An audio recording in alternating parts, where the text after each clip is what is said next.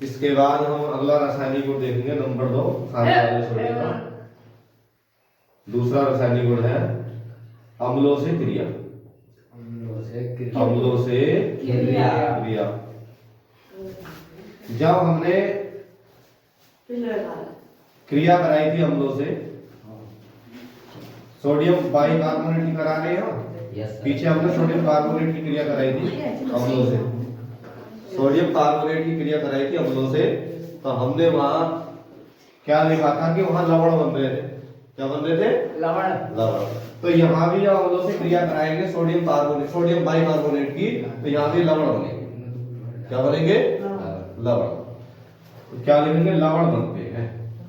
लवण बनते हैं। ठीक है। Yes sir. आप कैसे लिखेंगे? अम्लों से क्रिया कराने में पर सोडियम बाइकार्बोनेट की लवण बनते हैं। ठीक। Yes sir. अब देखिए कैसे NaHCO3 का फॉर्मूला है। अरे इसको बंद कर ले भाई, ये बंद कर ले, चक्कर मत करे, वो सब बंद कर दे। नहीं दिखा भी सही रहा। ठीक है भाई, देख रहे हो? तो NaHCO3 सोडियम बाइकार्बोनेट। ठीक। सोडियम बाइकार्बोनेट को हम क्या करेंगे? अम्लों से क्रिया कराएंगे। देखो HCl याद है, ये अम्ल था, है बताया था हमने। इससे क्रिया कराने पर क्या बनेंगे? लवण। देखो N जो है Cl के साथ जुड़ जाएगा, NaCl बन जाएगा, प्लस CO2 बचेगा और H2O बचेगा, है। और हम इसे जानते हैं NaCl क्या है? एक लवण है। क्या है? लवण। तो NaCl क्या है? हमें लवण। समझ में आई भैया? है। तो यानी सोडियम बाइकार्बोनेट की जब HCl से, यानी एक अम्ल है जो HCl, या अन्य कोई और अम्ल भी हो सकता है, सल्फ्यूरिक अम्ल भी हो सकता है, जिससे भी हम क्रिया कराएंगे हमारा लवण ही प्राप्त होगा। समझ में आई? तो क्या प्राप्त होता है? अम्लों से क्रिया कराने पर सोडियम बाइकार्बोनेट क्या प्राप्त होते हैं? समझ में आ गई? एक बार और समझाओ।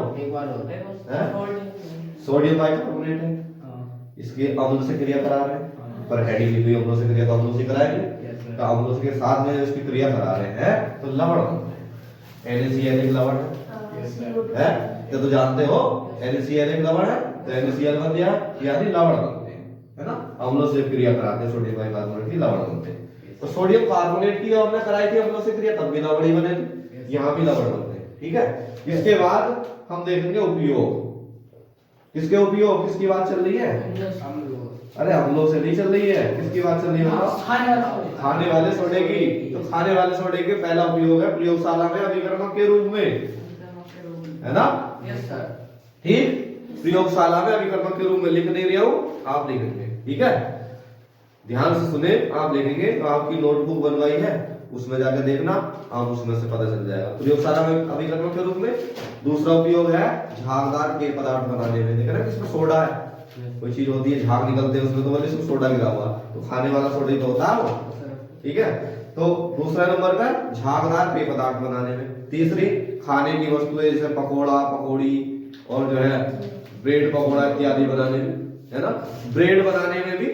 और दूसरी चीज है जब पेट में एसिडिटी वगैरह बनती है ना, तो उसे दूर करने में, यानी पेट की अम्लता को खत्म करने में। जब एसिडिटी बने, गरम गरम लगे, तो खाने वाला सोडा जो है उसमें जो है आराम करता है।